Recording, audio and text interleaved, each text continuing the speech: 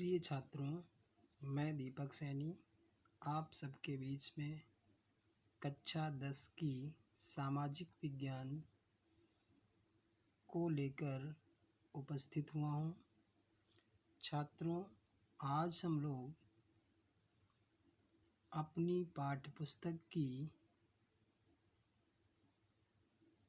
इकाई 2 जो भूगोल से संबंधित है उसका पहला अध्याय पढ़ेंगे। पहला अध्याय संसाधन एवं विकास। पाठ 1 संसाधन एवं विकास।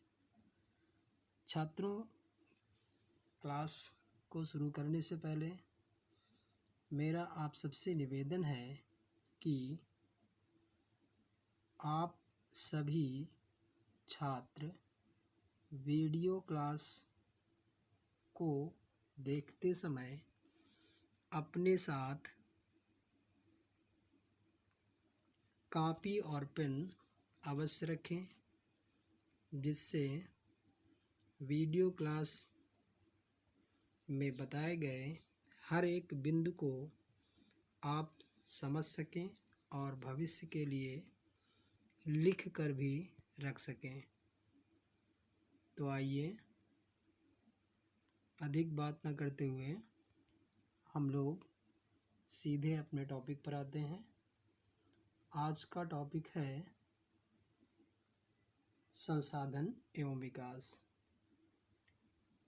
छात्रों, इस पाठ में हम लोग सर्वप्रथम संसाधन का अर्थ, संसाधन की परिभाषा एवं संसाधनों का वर्गीकरण पढ़ेंगे।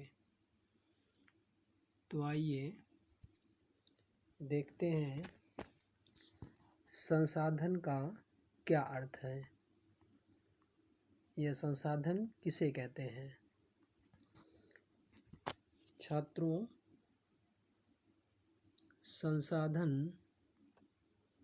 का अर्थ सामान्यतः हम प्रत्येक उस वस्तु से लगा लेते हैं जो हमारी किसी न किसी आवश्यकता की पूर्ति करती है।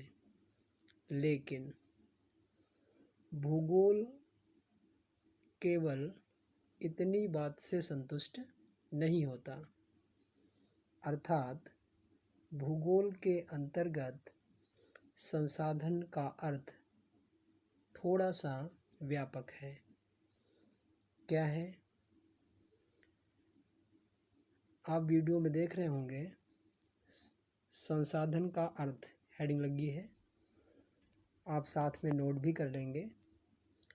हमारे पर्यावरण में उपलब्ध हर वह वस्तु संसाधन कहलाती है जिसका उपयोग हम अपनी आवश्यकताओं की पूर्ति के लिए करते हैं, अर्थात कर सकते हैं, तथा जिसे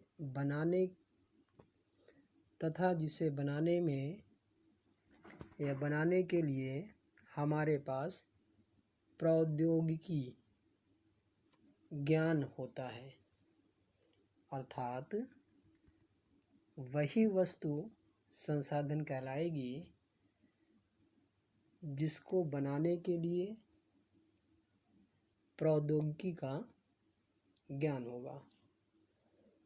पहली बात तो छात्रों, ये बात आपको जाननी आवश्यक है कि मानव न किसी वस्तु का निर्माण कर सकता है और न ही किसी वस्तु को नष्ट कर सकता है। मानव केवल प्रकृति द्वारा प्रदत्त विभिन्न वस्तुओं या पदार्थों के स्वरूप को बदलकर उसे और अधिक उपयोगी बना देता है, जिसे ही हम संसाधन के रूप में उपयोग करते हैं। तो छात्रों, उम्मीद है कि आपको संसाधन का अर्थ ठीक से समझ में आया होगा। एक बार फिर से दोहराएंगे। संसाधन का अर्थ हमारे पर्यावरण में उपलब्ध वह वस्तु संसाधन कहलाती है जिसका उपयोग हम अपनी आवश्यकताओं की पूर्ति के लिए करते हैं तथा जिसे बनाने के लिए हमारे पास प्रौद्योगिकी ज्ञान है, टेक्नोलॉजी है, टेक्निकल ज्ञान होता है। ठीक है, आगे बढ़ते हैं। अगली हेडिंग है संसाधन की परिभाषा। छात्रों, किसी भी शब्द या घटना या तथ्य के अर्थ को परिभाषा के द्वारा हम और आसानी से समझ सकते हैं। इसीलिए यहाँ पर संसाधन की एक परिभाषा है जो जेम्स फिशर के शब्दों में है, अर्थात जेम्स फिशर ने संसाधन को किस प्रकार से व्यक्त किया है। तो यहाँ आप देख रहे होंगे, संसाधन वह कोई भी वस्तु है जो मानवीय आवश्यकताओं और इच्छाओं की पूर्ति करती है। अर्थात प्रत्येक वह वस्तु संसाधन है जो मानव की आवश्यकता और इच्छाओं को पूरा करे। किसने कहा? जेम्स फिशर ने। आगे देखते हैं। अब अगला हमारा बिंदु है संसाधनों का वर्गीकरण, क्लासिफिकेशन ऑफ रिसोर्सेज। छात्रों, संसाधनों को निम्नलिखित आधार पर वर्गीकृत किया जा सकता है। पहला आधार, उत्पत्ति के आधार पर। किसके आधार पर? उत्पत्ति के आधार पर संसाधनों को दो मुख्य भागों में बांटा गया है। पहला जैव, दूसरा अजैव। तो छात्रों, आप देख रहे होंगे कि उत्पत्ति के आधार पर संसाधनों को दो भागों में बांटा गया है, जैव और अजैव। दूसरा है समाप्यता के आधार पर। समाप्यता के आधार पर संसाधनों को दो भागों में बांटा गया है, नवीकरणीय तथा अनवीकरणीय। अगला है स्वामित्व के आधार पर। अगला जो संसाधनों का वर्गीकरण करने का आधार है वह है स्वामित्व के आधार पर। तो यहाँ आप देख रहे होंगे, स्वामित्व के आधार पर संसाधनों को चार भागों में बांटा गया है। व्यक्तिगत संसाधन, जिन्हें हम निजी संसाधन भी कहते हैं, सामुदायिक संसाधन, राष्ट्रीय संसाधन तथा अंतर्राष्ट्रीय संसाधन। इस प्रकार से स्वामित्व के आधार पर संसाधनों को चार भागों में वर्गीकृत किया गया है। व्यक्तिगत निजी संसाधन, सामुदायिक संसाधन, राष्ट्रीय संसाधन तथा अंतर्राष्ट्रीय संसाधन। अगला और अंतिम जो आधार है वह है विकास के आधार पर।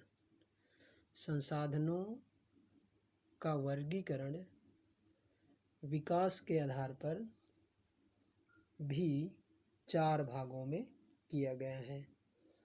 पहला संभावी संसाधन, विकसित संसाधन, भंडार संसाधन तथा संचित संसाधन। छात्रों, यह वीडियो यहीं समाप्त होता है, अर्थात यह वीडियो क्लास यहीं समाप्त की जाती है। अगली वीडियो क्लास में हम लोग इन विभिन्न संसाधनों के बारे में एक एक करके